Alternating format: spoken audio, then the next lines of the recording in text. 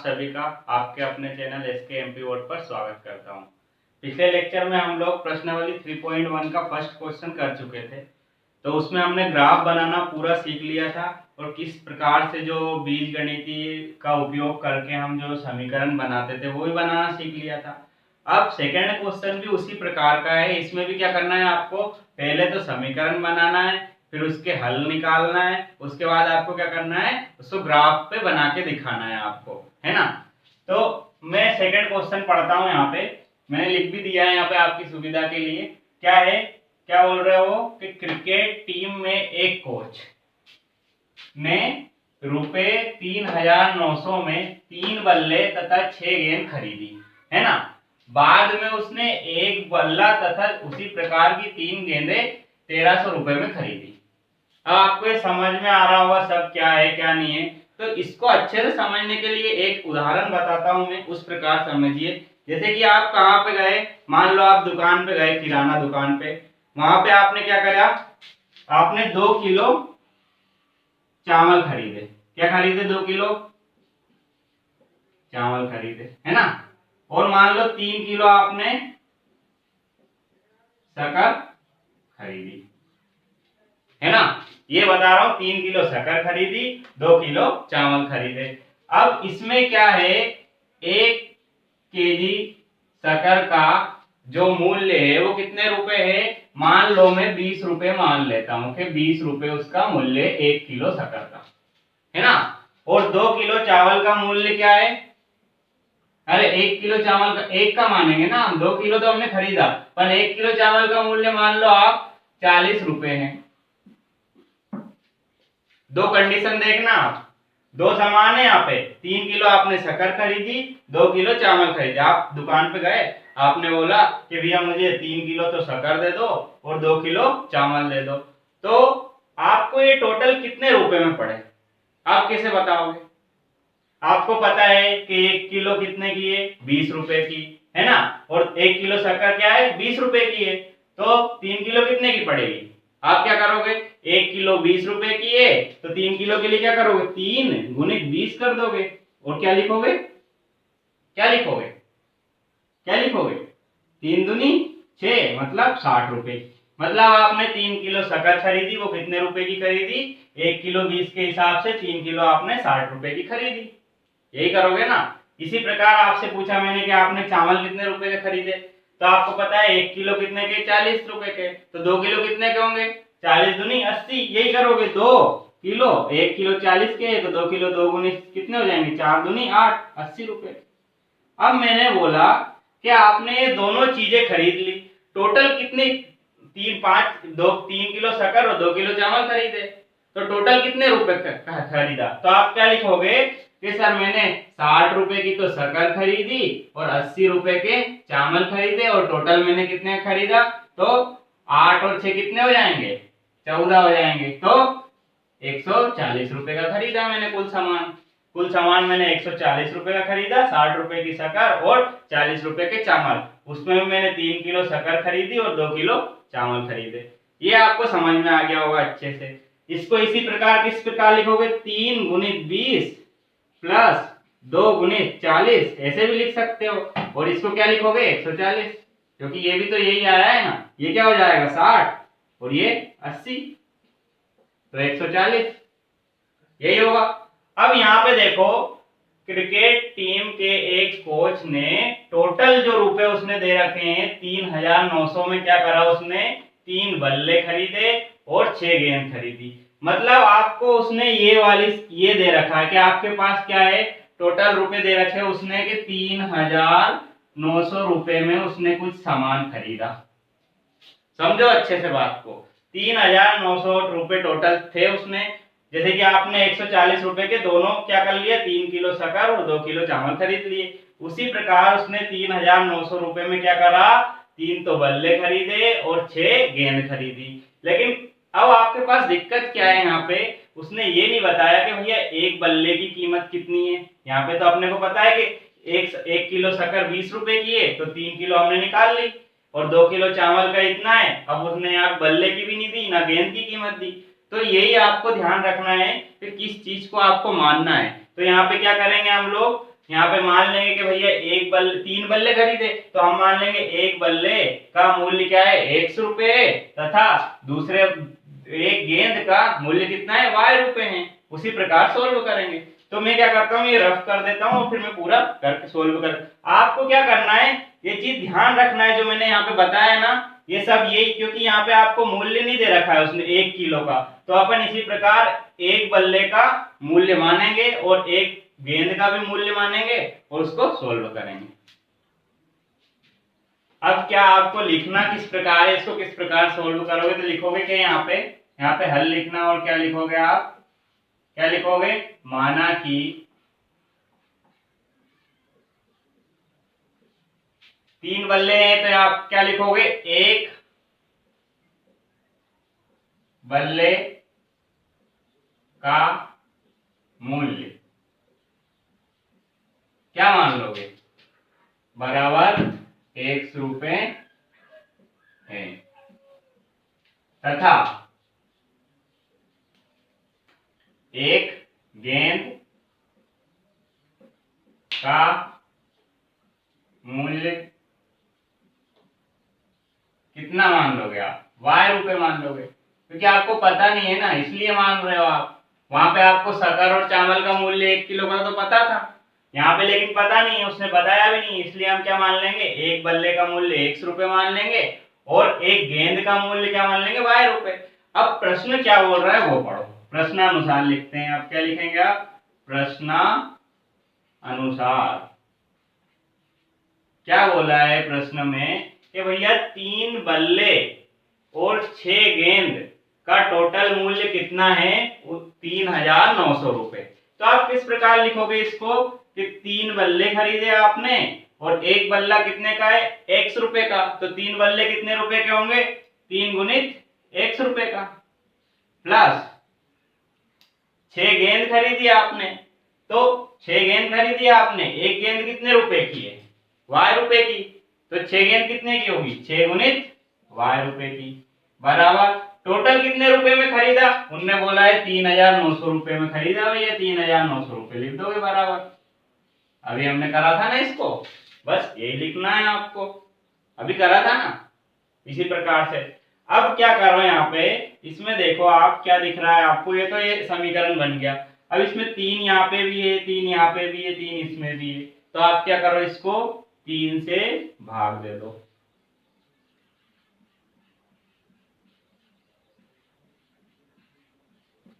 या फिर 3 कॉमन भी ले सकते हो, लेकिन कुछ भी करो, 3 से भाग दे दो आप। तो 3 से भाग दोगे तो क्या होगा, मैं भाग देके ही बता देता हूं आपको। यहाँ पे 3 गुणित 1 भागित 3, इसको भी 3 से भाग दो, प्लस इसको भी 3 से भाग दो, बराबर 3900, इसको भी 3 से भाग दो। मतलब पूरे समीकरण में 3 से भाग देना है नहीं आपको, तो अलग अलग लिख दो या फिर पूरे कैसे में बटे में लिख दो, कोई दिक्कत नहीं। तो ये 3 से तो 3 कट जाएगा, है ना, ये 3 से 2 बार कटेगा, फिर ये कटेगा 3 एकम 3, फिर 3 तिया 9 और ये 0 0, तो ये कट गया। अब इसको क्या लिखोगे, x प्लस 2y बराबर 1300। तो ये आपके पास क्या आ गया, पहला समीकरण। इसको डाल दो डब्बे में, क्योंकि यही आपको निकालना है। तो आपने पहली लाइन पढ़ी और उससे आपने एक समीकरण बना लिया। इसी प्रकार आप क्या करोगे, पुनः प्रश्नानुसार एक और समीकरण बनाओगे, है ना। तो मैं आप क्या रफ कर देता हूं, यहाँ पे जगह नहीं है बोर्ड पे। अब क्या लिखेंगे आप, पुनः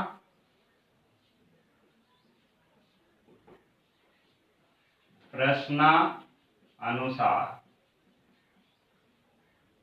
एक लाइन पढ़ के तो हमने एक इक्वेशन बना ली है, उसके बाद पुनः पढ़ो, इसको क्या लिखा है, बाद में उसने एक और बल्ला तथा उसी प्रकार की 3 गेंदें 1300 रुपए में खरीदी। यही बोल रहा है ना, बाद में उसने क्या करा, एक और बल्ला खरीदा और 3 उसी प्रकार की 3 गेंदें खरीदी, लेकिन टोटल कितने रुपए में, इस प्रकार खरीदी। तो क्या लिखोगे, कितना बल्ला खरीदा, एक बल्ला, 1 गुणित 1 का मूल्य कितना है x, प्लस कितनी गेंदें खरीदी, 3 गेंदें, 3 गुणित y बराबर कितने रुपए में खरीदे भैया उसने, 1300 रुपए में। तो इसको क्या लिखोगे, x plus 3y equal to 1300 रुपए। ये दूसरा समीकरण बन गया आपका। अब क्या करना है आपको, अब इस समीकरण के भी हल निकालना है और उस समीकरण के भी हल निकालना है। दोनों के समीकरण के हल निकालोगे, फिर उसके बाद क्या करोगे, ग्राफ बनाओगे, है ना। तो मैं क्या करता हूँ, दोनों समीकरण को लिख के एक इस साइड लिख दूंगा, एक इस साइड लिख दूंगा, दोनों के हल निकला देता हूँ और ग्राफ बनवाऊंगा, देखूंगा अगर बनना होगा तो, नहीं तो आपको बता दूंगा, आप बना लेना, है ना। अब हम क्या करते हैं, ये समीकरण आया था अपना पहला, ये आया था दूसरा, है ना। अब इनके क्या आपको हल निकालना है और आपको वो हल को डब्बे में बनाना बताया था ना, और फिर उनको उनके द्वारा आपको ग्राफ बनाना है। तो इसमें आपको दिख रहा होगा कि भैया ये संख्या कितनी बड़ी आएगी। आप मान लो इसको 0 मानोगे, इसको 0 माना x को, तो ये 0 आ गया। फिर y का मान क्या आएगा, 2 इधर भाग में जाएगा तो 1300 का आधा कितना होता है, 650। 650 मतलब 650 ग्राफ में बना दोगे क्या आप, नहीं बना पाओगे ना, नहीं बना पाओगे ना। तो आप ऐसी वैल्यू मानो जिससे आप क्या करो, क्या आसानी से ग्राफ में बना सको। इस प्रकार की आपको वैल्यू मानना पड़ेगा यहाँ पे, इसीलिए मैं करवा रहा हूँ, नहीं तो मैं आपसे बोल देता कि आप करो। लेकिन आपको क्या आएगी, यहाँ पे समस्या आ जाएगी। यहाँ पे आपने, मैंने क्या पिछले क्वेश्चन में 0 माना था क्योंकि वहाँ पे छोटी छोटी संख्या दे रखी थी ना, सिंपल, तो आप उसको कर सकते थे। तो यहाँ पे यही सोचना है आपको।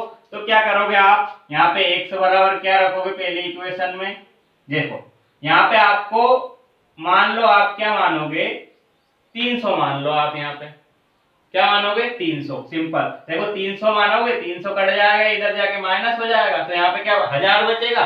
फिर 1000 में भाग दोगे 2 से तो कितना हो जाएगा, 500 हो जाएगा, है ना। तो 500 बहुत बड़ी है, लेकिन फिर उसका भी सॉल्यूशन करेंगे हम। क्या सॉल्यूशन करेंगे उसका, उसको अपन जो ग्राफ रहेगा उसको, जैसे कि 1 2 3 में मानते थे ना अपन, तो उसमें क्या करेंगे हम लोग, 100 फिर 200 फिर 300 फिर 400 ऐसी क्वांटिटी में लिखेंगे। तो आपको ये ध्यान रखना है। लेकिन यहाँ पे ऐसी संख्या मानेंगे ताकि ये कट पिट जाए, तो कुछ अपनी क्या है, पूर्णांक मिले हमको, क्योंकि ग्राफ में हम पूर्णांक ही तो दर्शा सकते हैं भैया। जो पूर्णांक पूर्ण संख्या होगी, पूर्णांक से मतलब पूर्ण संख्या होगी, वो वाले। तो क्या लिखोगे आप यहाँ पे, 300 मान लो x को क्या माना आपने, 300, ये लिखो। तो x बराबर 300 प्लस 2y बराबर 1300। तो ये 300 उस साइड जाएगा, घटेगा तो कितना बचेगा, 2y बराबर 1000। 1000 क्यों बचेगा भैया, 300 इस साइड गया, माइनस हुआ, 1300 में से 300 गया तो 1000 बचेगा। मैं लिख नहीं रहा हूँ, डायरेक्ट कर रहा हूँ। फिर 2 से भाग दे दो आप, ये 2 भाग में चला जाएगा ना, ये वाला 2, ये भाग में चला गया, तो कितना बचा, y बराबर 500। तो आपने x माना 300 और y आपके पास आ गया 500। अब क्या करोगे आप, अब और कुछ मानो, क्या मानोगे, अब 100 मान लो, x का मान क्या मान लो, 100 मान लिया भैया, x का मान हमने 100 मान लिया। तो रखो यहाँ पे 100 प्लस 2y इक्वल टू 1300। तो 100 कटेगा, इधर जाके माइनस हो जाएगा, तो 2y बराबर क्या होगा, 1200। तो y बराबर क्या हो जाएगा, ये 2 भाग में जाएगा, जाएगा ना, ये 2 हट के यहाँ पे भाग में चला गया, और 2 से कितनी बार कटेगा, 600। तो क्या हो गया, 600। तो आप देखो यहाँ पे डब्बा बना दो जो बनाते हैं हम लोग।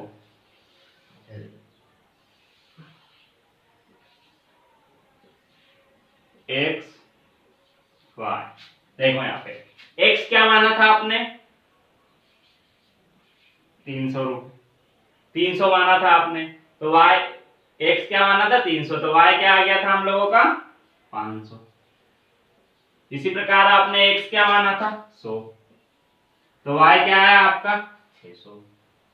अब देखना, आपको अभी भी लग रहा होगा कि ये बहुत बड़ी संख्या है, लेकिन हम 300 को क्या मानेंगे, एक क्वांटिटी में ग्राफ बना के बताऊंगा जब आपको समझ में आ जाएगा। अभी ये जितना समझा रहा हूं उतना ही ध्यान रखो आप। अब देखो यहाँ पे भी आपको वही करना है। तो आप देखो, अगर आप यहाँ पे क्या मानो, 100 मानो, है ना, 100 मानो x को, और x यहाँ पे घट जाएगा तो कितना बचेगा, 1200। अब 1200 में देखो 3 का भाग जाता है क्या, 3 का भाग चला जाएगा ना, क्योंकि 3 चौके 12, 3 चौके 12, 4 बार कट जाएगा, इसलिए अपन 100 मान सकते हैं। ऐसे आप पहले मन में कैलकुलेशन करके देख लो, ऐसा नहीं कि डायरेक्ट कुछ भी रख दिया, या फिर आप पीछे रफ पेज में कर लो, उसके हिसाब से कर लो। तो आपने क्या रखोगे यहाँ पे, x बराबर 100 मान लिया, तो ये रखो 100, x का मान 100 माना, तो y का क्या आ रहा है 100 प्लस 3y इक्वल टू 1300। तो 100 घट जाएगा, कितना बचेगा 3y इक्वल टू 1300 में से 100 गया तो कितना बचा 1200। अब देखो y बराबर 1200 बटे 3, 3 से कट जाएगा कितनी बार 12, 4 बार, तो क्या बचा y बराबर 400। क्या आ गया y बराबर 400। तो ऐसी क्वांटिटी आना चाहिए जो पूर्णांक हो, समझ रहे हो, पूर्णांक आना चाहिए। अब ये आ गया पूर्णांक अपना। अब आप क्या करो, अब x का मान क्या मानो, एक बार तो मान लिया। अब देखो आप, अब इसमें से मान लो 200 घटाओगे आप, तो कितने बचेगा यहाँ पे 1100। 11 3 से कटता है क्या, नहीं कटता, तो क्या करोगे 300 घटाओ, 300 घटाओगे तो कितना बचेगा 1000। 1000 3 मतलब 1000 3 से भाग दोगे तो जाएगा क्या, नहीं जाएगा। फिर और बढ़ा दो, 200 की जगह 300 की जगह 400 घटाओ। अब 1300 में से 400 गया तो कितना बचा 900, और 900 में 3 का भाग दोगे आप तो आसानी से कट जाएगा, 3 3 9, कितनी बार 3 बार। तो आप क्या करोगे 400 मानोगे x का मान। इस प्रकार आपको सोचना है, समझ रहे हो। x का मान क्या रखोगे 400 प्लस 3y बराबर 1300। तो ये 400 घटेगा तो कितना बचेगा 3y बराबर 900। तो ये 3 क्या हो जाएगा, यहाँ भाग में आ जाएगा, तो 3 तिया 9, तो y बराबर कितना बचा 300। समझे, इस प्रकार से। तो यहाँ पे डब्बा बना दो वापिस, ये अपना डब्बा बन गया, ये x ये y। x क्या माना, देखो 100 माना है, x भैया, तो y क्या निकला हम लोगों के पास 400, 400 निकला ना। फिर x क्या माना 400 माना, तो y क्या निकला 300 निकला, निकला 300। अब क्या करता हूं, ये लिख लेना आप, नोट डाउन कर लेना। अब मैं इसको रफ कर देता हूं और इन दोनों का से ग्राफ जो बन रहा है वो बना के बता देता हूं आपको। अब देखो ये ग्राफ बना लिया है मैंने, देखो मैंने बताया था ना किस प्रकार बनाना है। देखो यहाँ पे आप पहले क्या मानते थे हम लोग 1 2 3 4 5, तो हमको क्या लगना चाहिए कि भैया 100 200 300 ऐसी क्वांटिटी आ रही है, तो आप इस प्रकार से मान लो, यहाँ पे 100 मान लो, 200 300 400। देखो हम यहाँ पे 100 200 माइनस का इधर 600, ऐसे ऐसे अपने हिसाब से मैंने यहाँ 600 तक लिखा है, 400 तक लिखा, क्यों लिखा, क्योंकि भैया मैंने देख लिया था कि x का मान अधिकतम कितना है, इसमें 300 100 इसमें 100 इसमें 400, मतलब x का अधिकतम मान क्या है 400, इसलिए मैंने 400 तक बनाया। वो y का देखो 500 600 400 300, मतलब अधिकतम मान क्या है 600, वो भी प्लस का, तो देखो मैंने प्लस का 600 तक मान लिया अधिकतम मान। अब यहाँ पे मान लो इसकी जगह यहाँ पे 30 होता, और यहाँ पे 10 50 होता, 60 होता, 10 होता, 40 होता, 30 होता, 40 होता, तो क्या लिखते आप क्या करते हैं यहाँ पे 10 10 का मान लेते, 10 20 30 40, इस प्रकार से आप मानते। जैसी आपकी संख्या का जो आपकी वैल्यू आए ना, उस प्रकार से आपको ग्राफ में मानना है। अब इसका ग्राफ बनाते हैं हम लोग। x का मान क्या है 300 है ना, x का मान क्या है प्लस का 300, कहां पे आएगा भैया यहाँ पे। तो x का मान 300 है, तो भैया y का कितना आ रहा है यहाँ पे, y का आ रहा है 500 प्लस का 500, ये y का 500 आ गया। अब दोनों को मिलाओ आप 300 और 500 को, तो क्या ये dash dash dash dash dash, और इसको ले जाओ ऊपर से,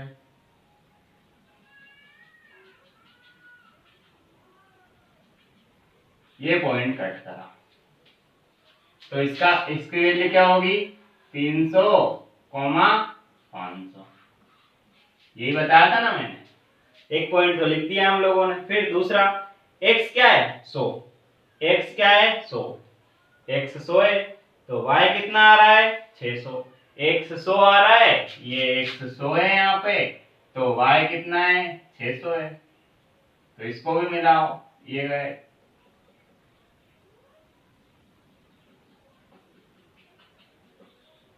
तो ये यहाँ कहीं पे कट करा, ये वाला पॉइंट है ना, यहाँ कहीं पे कट करा, तो ये वाला पॉइंट क्या हो जाएगा, इसको मैं यहाँ पे लिख देता हूं, क्या होगा ये पॉइंट 100,600। पहले x लिखा जाता है फिर y लिखा जाता है, ये मैंने बताया है पहले आपको कि हमेशा पहले x वाला लिखते हैं, x निर्देशांक, फिर क्या लिखना है y निर्देशांक। तो ये दो पॉइंट आ गए। अब इससे आपको रेखा बनाना है, तो आप क्या करना, यहाँ पे तो देखो बोर्ड में तो मैं बना नहीं पाऊंगा, जितनी भी बनेगी ये इन दोनों पॉइंट को स्केल से आप ज्वाइन कर देना इस प्रकार से, और इसको और आगे जितनी बढ़ा सको, ग्राफ में तो जगह होगी ना, यहाँ पे तो है नहीं, तो आप बढ़ा देना।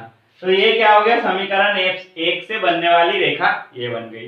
अब आपको समीकरण 2 से बनाना है, तो समीकरण 2 देखो क्या है, इसमें x का मान क्या है 100, x का मान 100 है तो y का कितना है 400, x का मान 100 है भैया तो y का कितना है 400, तो ये देखो 400, ये कहाँ मिलेगा, ये इसको बढ़ा दो, 100 वाला तो बढ़ा ही रखा है हमने, ये वाला पॉइंट आ गया, आ गया ये वाला पॉइंट। अब x का कितना है 400, x का कितना है 400 और y का कितना है 300, ये x का 400 y का 300, इस दोनों को मिलाओ,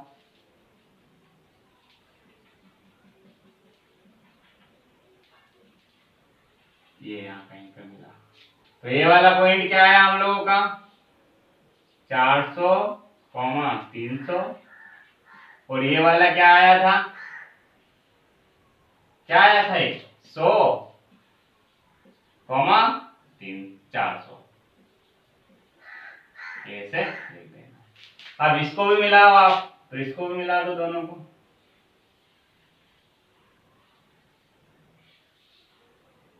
अब देखो ये दोनों रेखा किस प्रकार की दिख रही है आपको,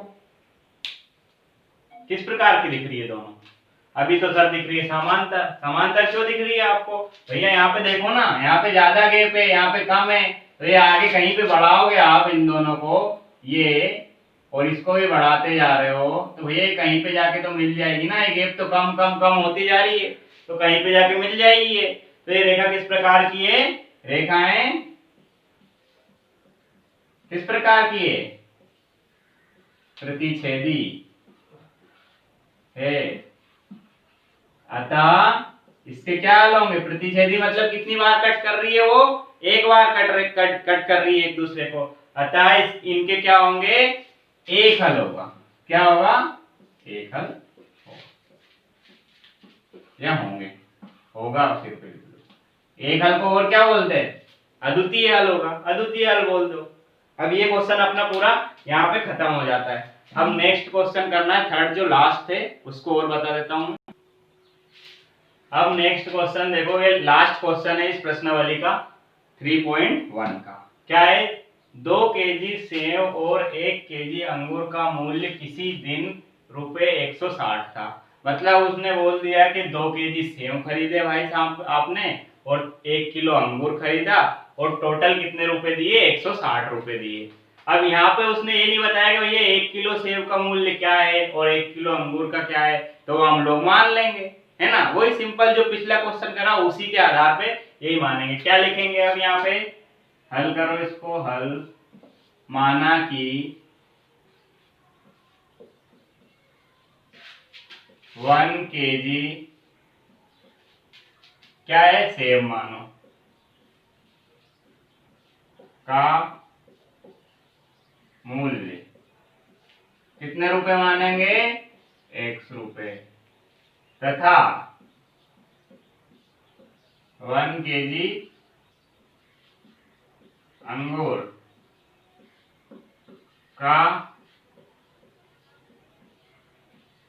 मूल्य क्या मान लो आप, y रुपए, क्योंकि हमको पता नहीं है ना भैया इसलिए मान लिया हमने। अब क्या बोल रहा है प्रश्न, प्रश्न को पढ़ो, प्रश्नानुसार लिख दो, प्रश्नानुसार क्या बोला है भैया, 2 केजी सेव तथा 1 केजी अंगूर का कुल मूल्य कितना है, 160 रुपए। तो 2 किलो क्या खरीदा, सेव, सेव का क्या माना है हमने, 1 किलो का x, तो 2 किलो का 2x प्लस 1 किलो अंगूर, तो 1 किलो अंगूर का मूल्य क्या माना हमने, y, बराबर कितना हो जाएगा 160 रुपए। ये तो बन गया आपका फर्स्ट समीकरण। अब क्या करो, पुनः प्रश्नानुसार लिखो, फिर दूसरा बनाना है ना हमको।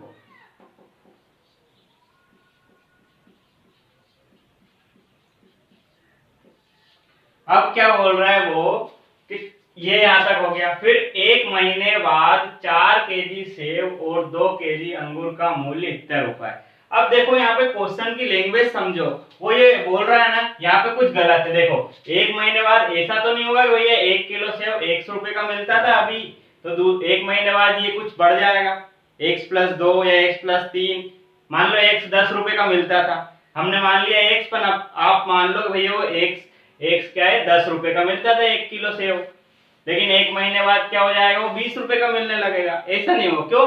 अगर ऐसा होगा तो आप यहाँ पे क्या ये जो x है यहाँ पे x थोड़ी लिख सकते हो, इसलिए यहाँ पे लिखना गलत होगा। यहाँ पे सिंपल ये समझो कि 1 किलो और 1 किलो सेब और 2 किलो अंगूर का टोटल ये है ना। इसी प्रकार 4 किलो सेब और 2 किलो अंगूर का टोटल मूल्य इतना है, यही समझना है आपको, सिंपल। तो क्या है, पुनः प्रश्न अनुसार में क्या पढ़ोगे, 4 किलो सेब। अब 4 किलो सेब मतलब 1 किलो सेब कितने का है, x रुपए का, तो 4 कितने का हो जाएगा, 4x प्लस 2 केजी अंगूर, तो 1 किलो y का है तो 2 कितना हो जाएगा, 2y बराबर कितने, 300 रुपए। अब क्या करो इसमें, अब दो देखो यहाँ पे भी 2 दिख रहा है, इसमें भी और इसमें भी 2 दिख रहा है, तो 2 से भाग दे दो। क्या करोगे, 2 से भाग देने पर ये 2 से भाग दे दिया, ये 2 से भाग दे दिया, ये कितनी बार कट जाएगा, 150। ये 2 से 2 कट गया, ये 2 दूनी 4। आपको ऐसे नहीं लिखना है, आप नीचे लिखना फिर काटना, ऐसा नहीं यहीं पे करने लग गए। फिर क्या लिखोगे आप, 2x plus Y equal to 150। तो अब क्या हो गया, आपके पास आ गई ये दूसरी समीकरण। अब आपको दोनों समीकरण, इसमें आगे ये भी लिखा है कि इसको बीजगणितीय और ग्राफीय में दर्शाओ। तो हमने बीजगणित निकाल लिए, दोनों के समीकरण बना लिए। अब आपको क्या करना है, इनके हल निकालना है। इन दोनों के हल निकालोगे फिर ग्राफ में बनाओगे। तो मैं इसको रफ कर देता हूं। अब दोनों समीकरण लिख लिए, इन दोनों के हल निकला देता हूं मैं आपको। तो आपको क्या करना है, इसमें कुछ मान रखोगे और इसको मान लेके आना है। तो क्या रखोगे आप, अब यहाँ पे देखो x का मान क्या रखो तो क्या आएगा, मान लो 10 रख दो तो क्या होगा, 20 हो जाएगा, 20 घटेगा तो ये क्या हो जाएगा, 140, मतलब बड़ी, मतलब ऐसी संख्या रखो कि यहाँ पे भी बराबर हो यहाँ पे भी बराबर हो, ऐसी कुछ आसपास हो। तो आप क्या रख दो, 4 रख दो, 4 दूनी 8, तो कितने हो जाएंगे यहाँ पे, मतलब 4 क्या 40 रखो, तो 4 दूनी 8 80, और 80 जाएंगे तो कितने बचेंगे, 80। तो यहाँ पे x बराबर क्या रखोगे, क्या रखोगे, 40। तो x का मान 40 प्लस y बराबर 160।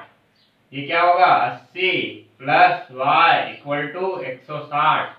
तो y बराबर में क्या हो जाएगा, 80 जाएगा 160 में से तो कितना बचेगा, 80 ही बचेगा।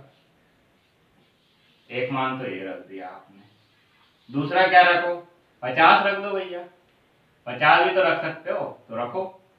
x बराबर क्या रखोगे, 50।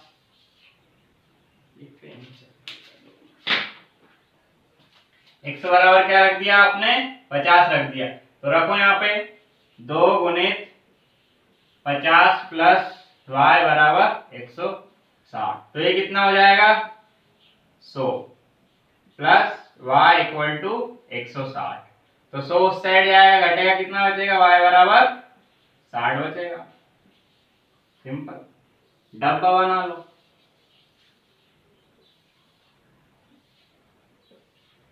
x y, अब देखो x का मान क्या माना था, 40, y का मान क्या आया, 80 आया ना, 80। फिर x का मान क्या माना है, 50, y का मान क्या आया है, 60। अब क्या करोगे, ग्राफ पे आप 10-10 की गैप से बनाना। क्या करोगे, 10-10 की गैप लेना फिर बनाना। इसी प्रकार इसमें देखो, अब इसमें क्या रखोगे आप, यहाँ पे इसमें क्या रखो, 40 रख दो, x का मान क्या रखोगे, 40। तो क्या हो जाएगा, 2 गुणित 40 प्लस y इक्वल टू 150। तो 80 प्लस y बराबर 150। y इक्वल टू कितना हो जाएगा, 150 में से जाएंगे तो कितने बचेंगे भैया? 50 और 30 उड़ जाएंगे तो 70। अब क्या मानो x बराबर 50 मान लो, तो क्या हो जाएगा 2 गुणित 50 प्लस y इक्वल टू 150। तो ये कितना हो जाएगा 100 प्लस y इक्वल टू 150। तो y का मान क्या आ गया? 100 जाएंगे तो 50, मतलब x का मान 50 रखा तो y का मान भी क्या आ गया? 50। डब्बा बना दो।